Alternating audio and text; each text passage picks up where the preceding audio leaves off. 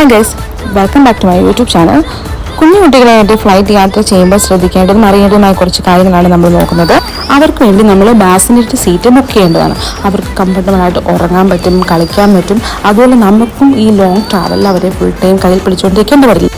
അവന് ഭയങ്കര കംഫർട്ടബിൾ ആയിരുന്നു ബാസിനറ്റ് സീറ്റിൽ. അവൻ നന്നായിട്ട് ഉറങ്ങാനും പറ്റും. പിന്നെ ഫ്ലൈറ്റിൽ നമുക്ക് കുഞ്ഞു കുട്ടികൾക്ക് വേണ്ടി കുറേ സാധനങ്ങൾ അവർ തരുന്നതാണ്.